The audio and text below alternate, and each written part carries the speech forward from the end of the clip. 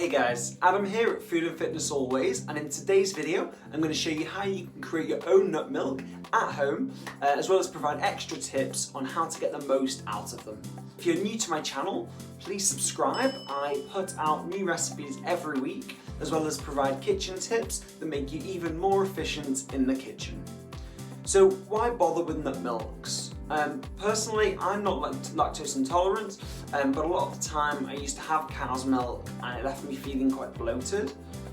Those that are lactose intolerant will already be aware of alternative milks, but the health benefits of making your own, not to mention the savings, are well worth it.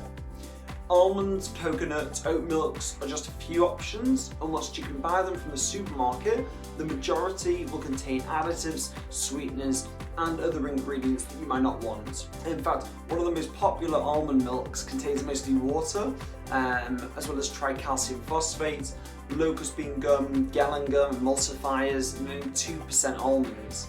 In fact, there's more sugar in it than actual almonds. So if you make your own, you'll know exactly what's going into it. In this recipe, there's just two main ingredients, the nuts and water. To start with, weigh out around 300 grams of your chosen nuts. I'm using cashews. You can use most types, including almonds, Brazil nuts, hazelnuts, even peanuts. Pour enough water to fully cover them and then leave in the fridge overnight. This will make sure they're soft enough to be blended and also provide a creamier taste. Also, you can't over soak the nuts. In fact, if you soak them for 48 hours, the milk will be even creamier. When you're ready to make your milk, drain off the soaking liquid and add the nuts to a blender, along with around 500 milliliters of warm water and a pinch of salt. Blend the ingredients for around a minute until the liquid is smooth. Next, pass the milk through a sieve and into a container with a lid to make sure it's as smooth as possible, before placing the milk into the fridge to cool down for around an hour. You can also keep the leftover nut pulp to use in porridges, granola, or even pancakes. Just place it in a freezer bag and use when you're ready. You can also add some additional flavours if you want, such as cocoa powder, vanilla extract, or even fruits such as bananas or strawberries. If you want to make the milk sweeter, you can add a teaspoon of maple syrup or agave nectar. If you're adding additional ingredients, make sure you blend the milk again to ensure it stays smooth.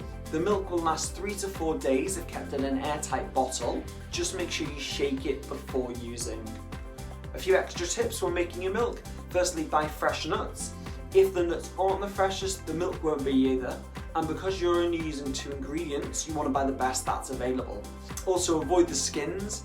If you're using peanuts or hazelnuts, soak them first and then use kitchen paper and gently rub them to easily remove the skins. Nut milks are so versatile. Not only can they be used on your cereal or in coffee, but also in pancake mixes, curries, stews, and many other recipes. So that's how you make your own milk. I hope you found this video useful. If you did, please hit the like button and also subscribe to my channel. I put out new recipes as well as kitchen tips to get you even more confident in the kitchen. And thanks for watching.